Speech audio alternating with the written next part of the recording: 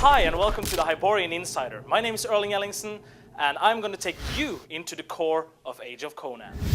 Okay, today we're going to talk about PvP or player versus player, which is a big part of Age of Conan. Because the stuff that you do on the battlefield not only has an impact on your own character, but also the world around you. The politics of Hyboria, so to speak. But first we're going to talk about PvP minigames. It's simply an easy way to get into PvP action right away. You just open up this GUI that you can see here. You search for a minigame such as Team Annihilation, capture the flag, you click search and you're placed into a queue of players also searching for that minigame. Now when there is enough players to start that minigame, you simply click yes, I want to jump into the minigame, and you're automatically teleported into the middle of the action. So it's a simple and easy way to get straight into a PvP minigame. First we're going to take a look at Team Annihilation, and as you can see here, you have the red team and you have the blue team on a map down here, and they basically meet each other on the battlefield and try to kill off as many people on the opposing team as possible before the time runs out. Now, this is important. The stuff that you do on the battlefield has a direct impact on the character that you are developing. So when you're killing enemies, when you're protecting friends, and when you're completing goals, you gain PvP experience. And by gaining PvP experience, you also gain PvP levels.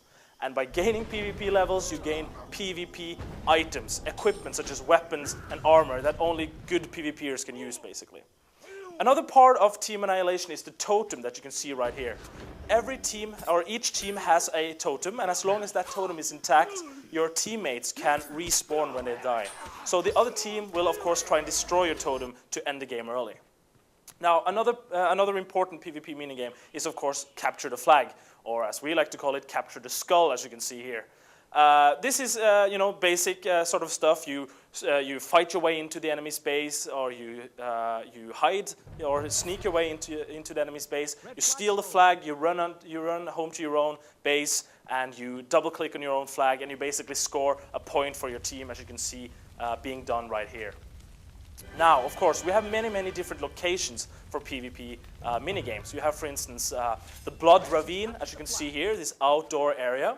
And if I bring up the map now, you can see how this area looks right here. You have, for instance, up north you have the red base, and down below you have the blue base. And basically running between them, you have this narrow valley filled with dark places and tall bushes and places where you can hide. And of course, every character in Age of Conan can hide. So you can sneak around and you can ambush people by start shooting at them, as you can see here. And combined with Age of Conan's real-time combat system, this makes for some really brutal, fast-paced action. So it's much more like playing a game of Unreal Tournament or Counter-Strike than playing a traditional MMO PvP minigame, which makes, of course, everything a little bit more fun. Another location is the Lost Temple, this underground Indiana Jones-like place with caves that you have to sneak through, and pitfalls and rivers of lava that you have to avoid getting kicked into, basically. A really dark and dangerous place for PvP. You also have the Hallowed Vaults, as you can see here, which is this labyrinth in the bowels of the earth. A labyrinth of underground passageways, really easy to get lost in. But of course, I'll give you one little tip. You see these blood trails on the ground? If you follow those blood trails, you're probably going to end up in the other team's base.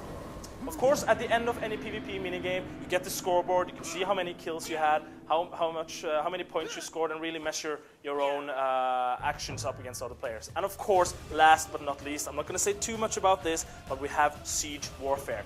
Guild against guild, dozens of players crushing together on the battlefield, bringing down entire buildings and cities that players themselves have created. It's Braveheart meets Troy meets Kingdom of Heaven. It's something you have never seen before on this scale, and we're going to talk a little bit more about this as we get closer to launch, so please stay with us.